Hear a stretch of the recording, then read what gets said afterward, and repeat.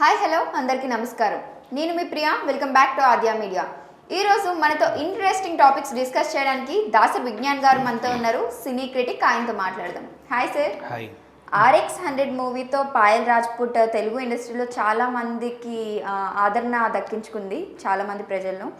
So తర్వాత ఆమె movies కొంచెం ఫ్లాప్ అవుతూ ఉండడం వల్ల పెద్దగా మూవీస్లో కనిపించలేదు. అయితే ఆమె రీసెంట్గా మీడియాతో మాట్లాడుతూ నేను నమ్మిన వాళ్ళే నన్ను ఇండస్ట్రీలో మోసం చేశారు, అందుకే నాకు సినిమా ఆఫర్స్ లేవు అంటూ మాట్లాడారు. దీని గురించి మీరేమంటారు? ట్రూ. యాక్చువల్గా ఎక్కడైనా సరే మధ్యవర్తులను కొంతమంది ఉంటారు, mediators, brokers, what ever we can call. But ఇక్కడ మనకి ఏంటంటే మేనేజర్స్ అంటారు ఇండస్ట్రీలో. But they do the coordination. అంటే అది బ్రోకర్ కంటే నీచంగా పనిచేస్తారు వాళ్ళు, సీరియస్లీ చెప్పాలంటే. కొత్తగా ఒక స్టార్ వస్తుంది, రాగానే అప్పుడు ఎవరు పట్టించుకోరాళ్ళు, సర్లే అక్కడ కూర్చో అంటారు. ఆమెకు అనుకోకుండా సినిమా హిట్ అయిపోతుంది. హిట్ అవ్వగానే వెంటనే నలుగురు చేరుతారు, ఇక్కడ నుంచి నీ డేట్లు నేను చూస్తాను, నువ్వు ఏది పడుతుంది ఒప్పుకోకు, నువ్వు అలా చెయ్యి, ఇలా చెయ్యి, అందులో చెయ్యి, ఇందులో చెయ్యి, నేను నీకు చూసుకుంటా డేట్స్ అని చెప్పేసి. నేను అండ్ ఈవిడెలా నమ్ముద్దంటే ఆల్రెడీ వాళ్ళ డేట్లు చూసేది నేనే, వీళ్ళ డేట్లు చూసేది నేనే అనగానే అబ్బా అంత పెద్ద పెద్ద వాళ్ళతో ఉన్నాడంటే నాకు మంచి అవకాశాలు వస్తాయి, నాకు కూడా ఇంతమంది ప్రొడ్యూసర్లు తెలుసు, ఇంతమంది డైరెక్టర్లు తెలుసు, ఇలా ఉండేసరికి. ఇంతకుముందు వీళ్ళకి కూడా యూనియన్ ఉండే అనుకుంటా, నాకు ఇప్పుడు ఉందో లేదో I don't have such an idea. But బేసిక్గా these people do mediation jobs. ఇట్లా చేస్తారు, నీ డేట్స్ అన్నీ వాళ్ళ దగ్గరే ఉంటాయి, నీ డేట్ల కోసం రావాలంటే వాళ్ళని సంప్రదించాలి. ఫర్ ఎగ్జాంపుల్ ఏం సినిమా ఇదా, వీళ్ళు యాక్చువల్గా ప్రొడ్యూసరు, డైరెక్టర్, ఆర్టిస్ట్కి ఉండే టేస్ట్ ఉండదు, మధ్యలో వీడి టేస్ట్ ఉంటుంది. వీడికి చెప్పాలి కదా వెళ్ళి తీసుకెళ్ళి, మేము ఇలాంటి స్క్రిప్ట్ అనుకున్నాం, అబ్బే చిచ్చి ఇట్లాంటివి మా మేడం చేయదండి అని చెప్పేస్తారు. అంటే దాంట్లో నటన ప్రాధాన్యత ఉండొచ్చు, ఇంకా లేదా కొంతమంది ఆర్టిస్టులకు కూడా నచ్చొచ్చు చేయడానికి.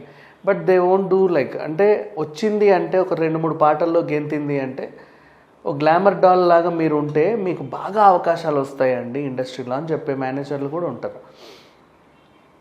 And most of the managers కూడా 99% ఈ సలహాలు, ఈ ఉచిత సలహాలు ఇచ్చే వాళ్ళందరూ కూడా ప్రయోగాత్మక సినిమాలు చేయనివ్వరు. డిగ్లామర్ రోల్స్ కానీ, ఏదైనా క్యారెక్టర్స్ కానీ, లేకపోతే కొంతమంది హీరోయిన్స్ ప్రాస్టిట్యూట్ క్యారెక్టర్స్ వేస్తారు అప్పుడప్పుడు, కొంత దయ్యం క్యారెక్టర్లు వేస్తారు, కొంతమంది ఇంకేవో క్యారెక్టర్లు గ్లామర్ రోల్స్ చేస్తారు, మదర్ క్యారెక్టర్లు వేస్తారు. ఇట్లా ఉంటాయి. పేరు హీరోయినే, కాకపోతే ఓ చిన్న పాప ఉంటుంది ఆవిడకి, కానీ కథలో బలం చాలా ఉంటుంది. ఒప్పుకుంటే మాత్రం నెక్స్ట్ లెవెల్కి వెళ్తారు. బట్ వీళ్ళు చేయనివ్వరు దాన్ని. వీళ్ళకి దూరంగా ఉండి బ్రతికేది ఎవరంటే మన కీర్తి సురేష్. మేనేజర్లను దగ్గర రానివ్వదు, అన్ని క్యారెక్టర్స్ వేసుకుంటూ వెళ్ళిపోతుంది. అండ్ అలాగే మన తాప్సీ స్టార్టింగ్లో మోసపోయింది, కానీ తర్వాత మేనేజర్లను ఇప్పుడు దగ్గర రానివ్వట్ల, డేట్లు తనే చూసుకుంటుంది ఓన్గా, ఎవరిని దగ్గర రానివ్వాల. అండ్ కొంతమంది అలా అలా ఉన్నారు. సో ఆ కేటగిరీలోకి ఇప్పుడు పాయల్ రాజ్పుత్ వెళ్ళిందని చెప్పుకోవాలి. పాయల్కి first cinema RX100 first cinema ఇన్సెన్స్. అంతకుముందు 1-2 ఏమైనా చేసిన అడప అది బాగా గుర్తింపు వచ్చింది, అమ్మాయికి ఒక మంచి ఇమేజ్ తెచ్చింది. అంటే అనుకోని సెన్సేషన్ సినిమాలు కొన్ని ఉంటాయి. నెక్స్ట్ ఇప్పుడు ఉషా కిరణ్ మూవీస్ ఆనందం సినిమా ఉంది, మన ఆకాశును రేఖ కలిసి చేశారు, అది అనుకోకుండా పెద్ద హిట్ ఆ సినిమా. తర్వాత వాళ్ళకి అవకాశాలు లేవు. అండ్ నెక్స్ట్ అలాగే ఉన్నారు కొంతమంది చెప్పుకునే నటులలో. సో ఆ రకంగా చూసుకుంటే ఆ కేటగిరీలోకి ఇప్పుడు వీళ్ళు చేరారు. అండ్ RX100లో కార్తికేయ మంచిగా చేశాడు, ఈ అమ్మాయి చాలా బాగా చేసింది. నెక్స్ట్ చూస్తే ఆ అబ్బాయికి సినిమాల్లో ఆమె కార్తికేయని విలన్గా కూడా పెట్టారు, చివరికి విలన్ పాత్ర కూడా చేశాడు, అన్నీ చేయిస్తున్నాడు ఆయనతో. ఈ అమ్మాయి కూడా రకరకాల మిస్గైడ్లు చేసేసి నువ్వు ఈ సినిమా చేయి, గ్లామర్ రోల్స్ చేయి, ఇంకా బాగుంటుంది, అది చేయి, ఇది చేయి అని చెప్పి పిచ్చి పిచ్చిగా మిస్గైడ్ చేసి నమ్మేసింది అమ్మాయి కూడా. మనకు కొత్త, వీళ్ళంతా ఎక్స్పీరియన్స్ వాళ్ళు, వీళ్ళు ఏ చెప్తే చేద్దామని. కొంతకాలం చూసిన తర్వాత అసలు ఆమెకి ఇమేజ్ మొత్తం ఇంకోలాగా మారిపోయేసరికి ఎట్లాంటి బి గ్రేడ్ సినిమాలు వస్తున్నాయి ఆమెకి, టాలెంట్ ఓరియంటెడ్ సినిమాలు రావడం. She had a lot of talent. మనకి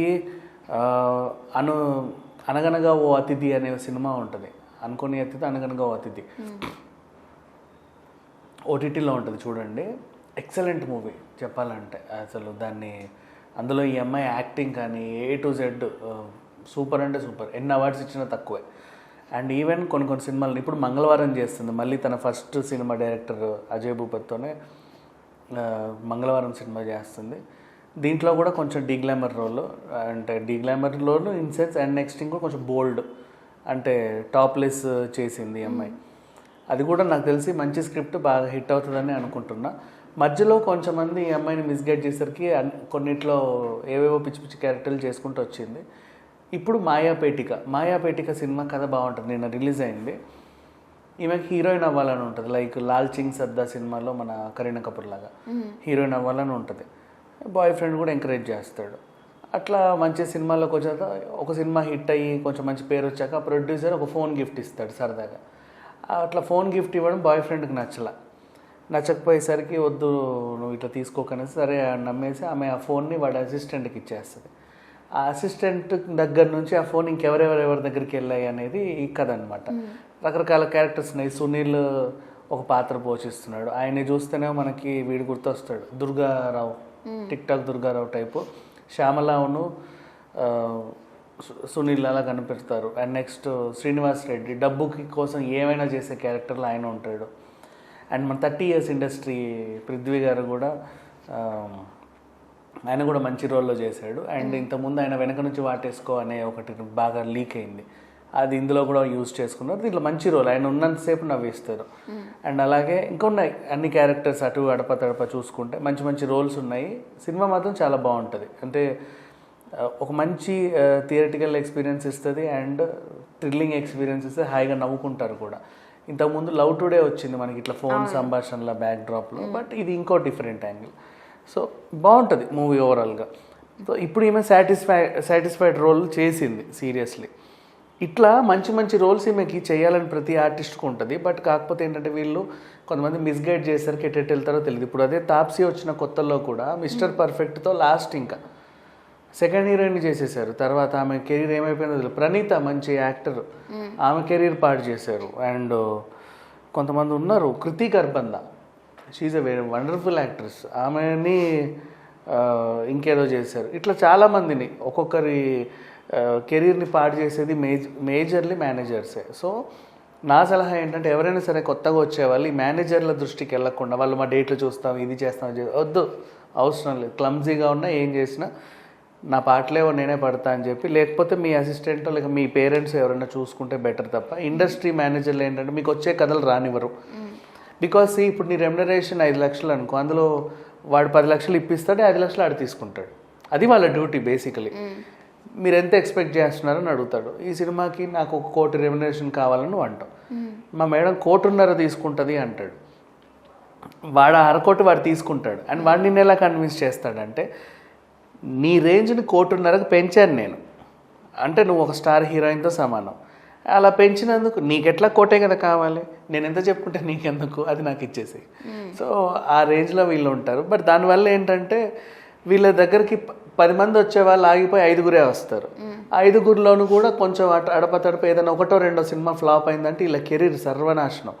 అదేదో ఈ 10 మంది తెచ్చే మంచి మంచి స్క్రిప్ట్లు వీళ్ళు చేశారంటే నెక్స్ట్ లెవెల్కి వెళ్తారు. ఇప్పుడు తాప్సీ ఇక్కడ మానేసి హిందీలో సక్సెస్ అయింది అందుకే. అండ్ శ్రీవిద్య కూడా ఇక్కడ ఉంటే పాడు చేస్తే వేరే లాంగ్వేజ్కి వెళ్ళి హిట్ అయింది. సో చాలామంది ఇదే ఫాలో అవుతున్నారు. అండ్ ప్రజెంట్ పాయల్ రాజ్పుత్ కూడా మేనేజర్లను నమ్ముకోవట్లా తీసేసింది. ఆమెకు అర్థమైంది ఈమెలాగా ఇంకా మిగతా వాళ్ళు కూడా అర్థం చేసుకుంటే బాలీవుడ్ లాగా మన వాళ్ళ హీరోయిన్ల కెరీర్లు కూడా 50 ఏళ్ళైనా హీరోయిన్ లానే ఉంటారు. ఇప్పుడు మాధురి దీక్షిత్ హీరోయినే కదా, ఐశ్వర్య రాయ్ ఇప్పటికీ హీరోయినే. మరి వాళ్ళు చేస్తున్నారు మంచి మంచి సినిమాలు, మన వాళ్ళు ఎందుకు 30 years దాటిపోతే ఆంటీలు అయిపోతున్నారు. సో అట్లా ఏం ఉండదు. మన వాళ్ళకు జస్ట్ ఈ మేనేజర్స్ లెవెల్ వాళ్ళని నీట్గా మెయింటైన్ చేసుకొని వాళ్ళని అసలు దూరంగా చేరిపేస్తే వీళ్ళకి మాత్రం ఎప్పటికీ సినిమాలు ఉంటాయి. అది. Thank you so much sir. So చూసారు కదా, ఇది వాళ్ళ ట్రెండింగ్ న్యూస్. మరొక ఇంట్రెస్టింగ్ న్యూస్తో మళ్ళీ మీ ముందు ఉంటుంది ఆద్య మీడియా.